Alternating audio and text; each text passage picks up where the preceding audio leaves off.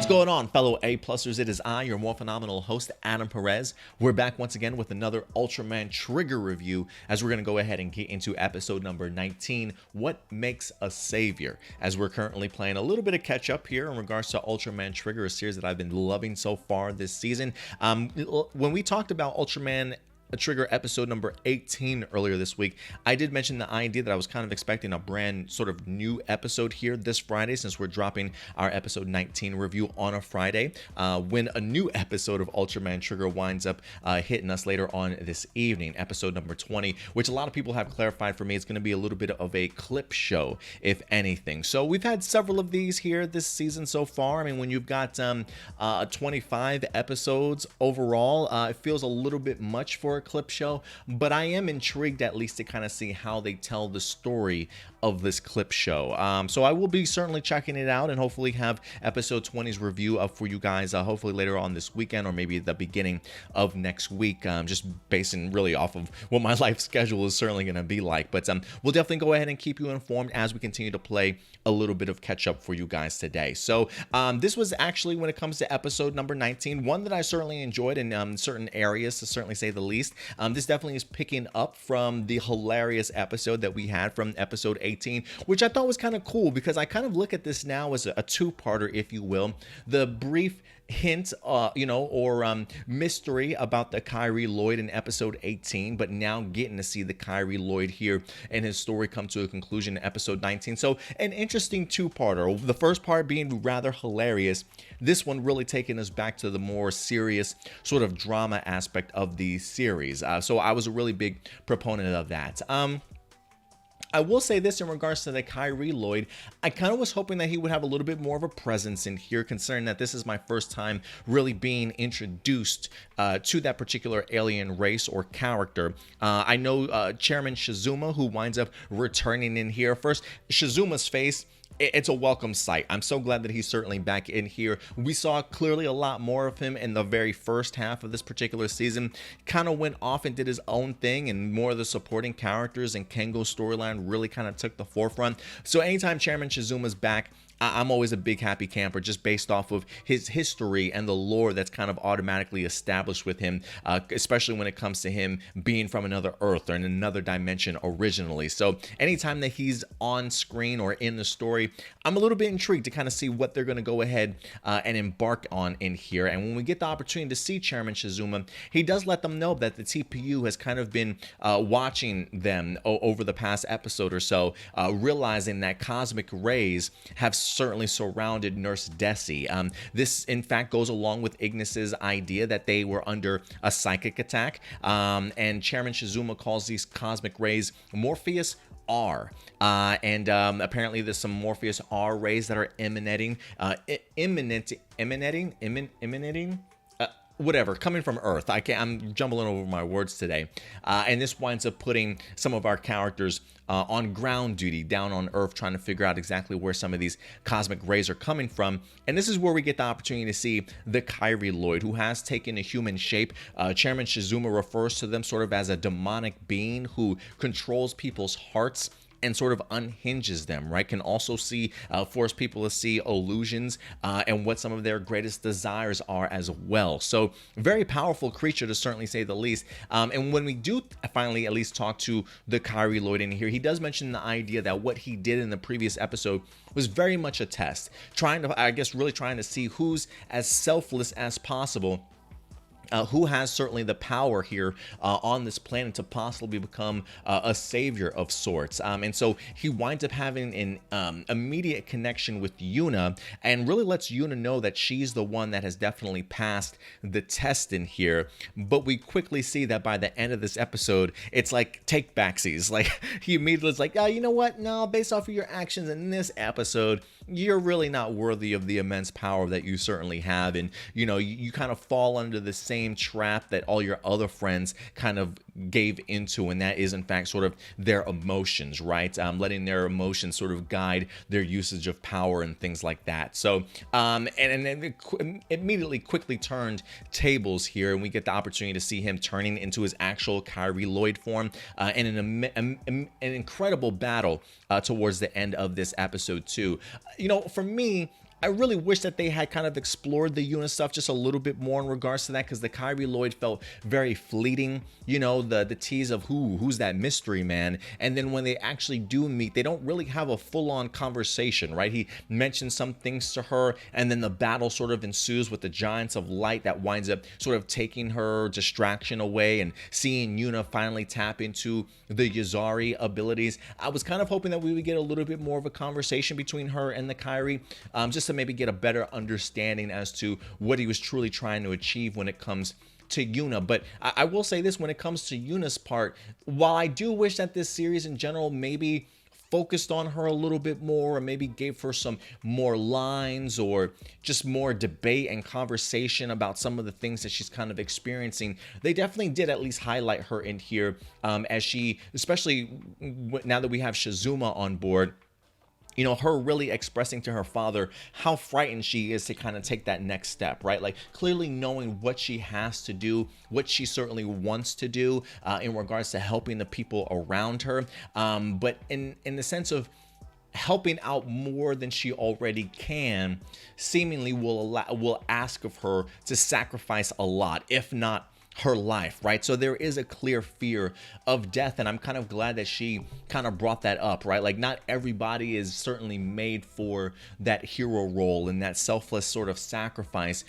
Taking that step is asking a lot of somebody from time to time. So I am glad to see just the conflict that Yuna certainly has, but still willing to tap into that power of Yuzari, have her fully awaken, and asking her father for help, right? The idea that Shizuma doesn't leave, stands by his daughter's sides, understands the burden that she automatically has on her, right? Because Yuna didn't ask for this. This is just something that's been passed down through her particular lineage, and she's just certainly the next person up. And unfortunately for Yuna, even though she's the next person up, this is where the battle is taking place, and she's the one with the power. So I definitely understand the fear that comes with it, but I also love just that father-daughter moment of Shizuma understanding the burden that he's kind of placed on his daughter, what she certainly has to do, and helping her with his support in amplifying that power and really sort of bringing it out of her. So, you know, I will be interested to see how comfortable Yuna is in the future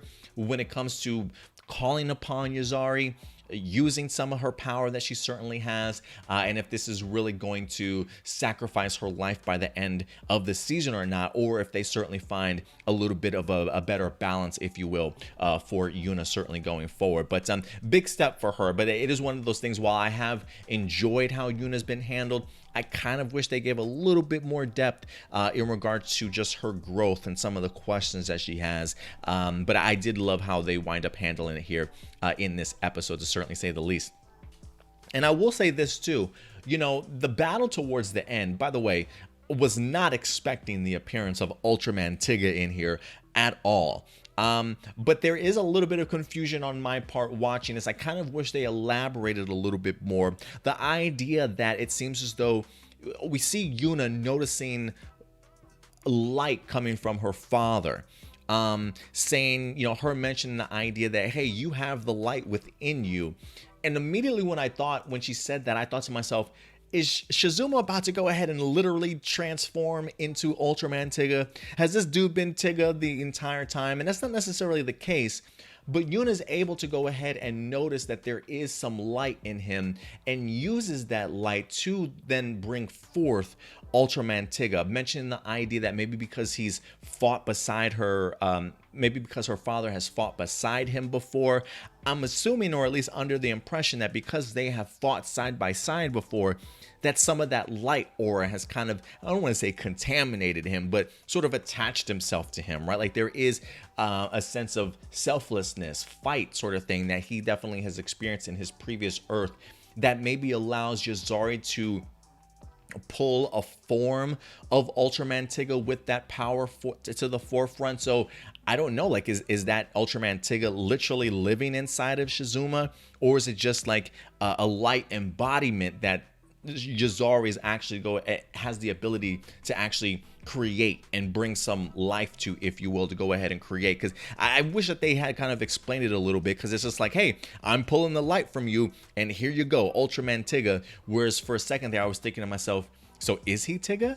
Is he, is it one of those things where, he because of the fact that he just worked alongside of him, he's got that light within inside of him. I wish that they would kind of explain that a little bit more, because I don't want it to then become, so does that mean like all the gut select people have a little bit of light in them too, right? Can Yuzari pull power from them and utilize it and maybe give it to Ultraman Trigger at some particular point in time? I would like some clarification in regards to how this whole light situation kind of works. Can you just give it to anybody that has like this selfless attitude and wants to help and protect people? I will be interested to see how that comes about. But again, really love Shizuma's presence in here, and the Ultraman Tiga appearance. Was not expecting it, but absolutely loved it. It was really cool to kind of see the idea of two generations of the same character here fighting alongside each other, right? Like that's why they call Ultraman Trigger the new generation Tiga. And so to kind of see old and new, pretty badass if you ask me. So yeah, truly epic battle that we wind up getting in here. The appearance of the Kyrieloid was just epic, with just the smoke and the lights and stuff. It looked incredible.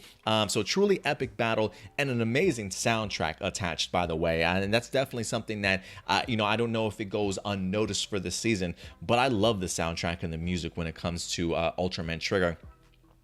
The action at Nightfall, I was a big fan of. Honestly, all the action that we got, not just with Ultraman Tiga, but even with the Giants of Light. Like, for those of you who have followed me when it comes to Super Sentai, the one thing that I mention all the time is like when it comes to Zord battles, I love sunset battles and I love night battles, and we wind up getting both of those in this episode. So I was through the roof when it comes to the action here in this episode. So action at Nightfall also, I think, really helped just the special effects when it comes to especially flight.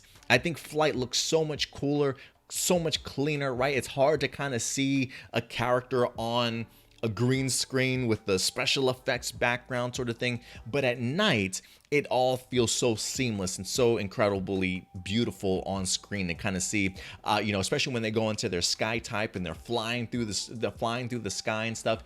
It looked incredible. And also just seeing the night battle, when they're moving so fast you can't even see them. You're just seeing blurs of color clashing, and almost like there was like a firework display in the sky. And I just love the awe of the Gut Select team and even Shizuma and Yuna as they're watching this battle unfold above them. My mind, for some reason, immediately went to like Dragon Ball Z. Just the idea that, sometimes, you got Goku and Vegeta and whoever the villains are, they're so incredibly powerful that you just see streaks across, right? Like you can't even see them, and even the people that are watching and, can't even keep track of certainly what's going on. That's exactly what it kind of reminded me of here, seeing some of the sky types pulled off as, fireworks in the sky is certainly how I described it. But I thought that was pretty cool. And when it comes to the Giants of Darkness in here, it does confirm that they all saw illusions. That was one of the questions that I had in the previous episode, and thanks to some of you guys in the comment section box also for the previous episode clarifying that for me in regards to what some of the illusions were that the Giants of Darkness saw, right? Like for me, I thought Dargon was the only one because of the flower. I didn't pick up on the idea of Hoodrum believing that, Dargon was giving him the okay, like, hey, maybe you should be the leader of this group, right? Like really putting that sort of mindset in his head.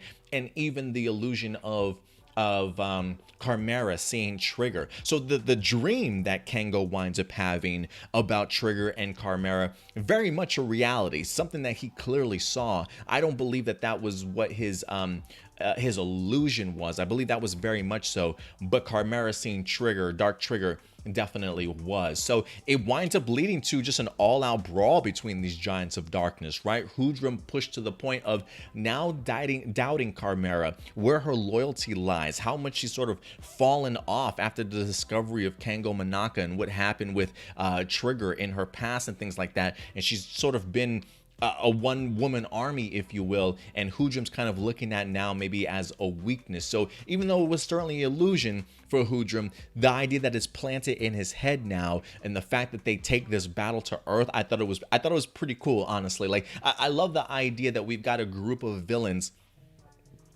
who don't necessarily always see eye to eye. have their own personalities, their own interests, right? Their own reasons for doing what they're doing, and maybe their own incentives from time to time, right? So the idea of Hoodrum thinking, hey, maybe I should be the leader, and seeing that battle ensue on Earth, I thought was pretty cool. And then having someone like Ultraman Trigger that's got to kind of come in and contain all the chaos that's happening between these three, it really worked for me. So I absolutely love the battle that we wind up getting in here. But it does bring up an interesting concept for Carmeara, right? Like, I love the little stare off that the two of these characters have in Trigger and Carmeara at the end, you know, when he gets close to her and he mentions the idea, like, I can't remember if he asked her, are you crying or something like that, but you can definitely tell like Carmeara was certainly emotional. And he mentions something to her. He says, when you were with Trigger, you seemed happy.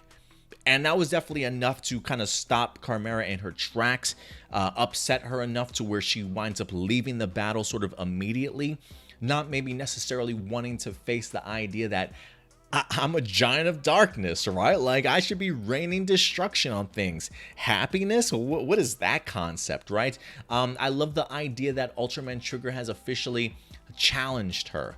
And I think, you know, again, when the theme of this is smiley, you know, the idea that I think Trigger, it'd be interesting to see if Kango, if he can maybe draw out that light.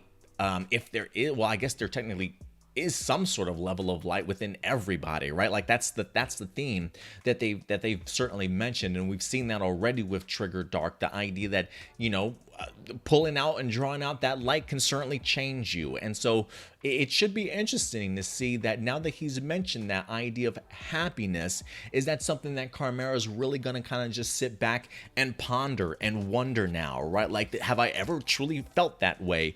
And you can easily see that feels this way about the loss of Trigger, expresses that fully, that at some point you were happy, you know, that then it was taken from you, unfortunately. So we'll see if Kango can draw that light from her and maybe transform her also as a person. I don't know.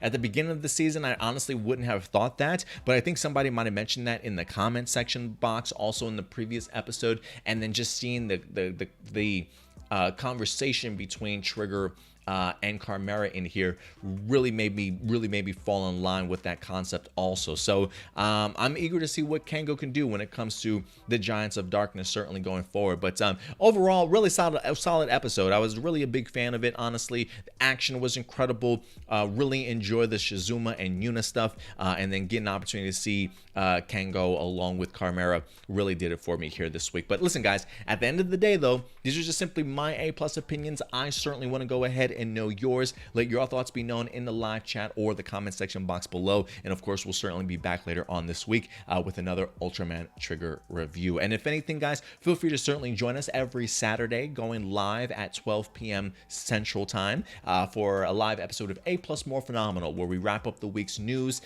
from Ranger Nation to Tokusatsu, and then your guys' live viewer questions. So until then, that's going to do it for me here, but I'll certainly see you guys later. Until then, do me a big favor, take care of yourselves, take care of each other, and keep it A+. I'll talk to you guys later. Bye.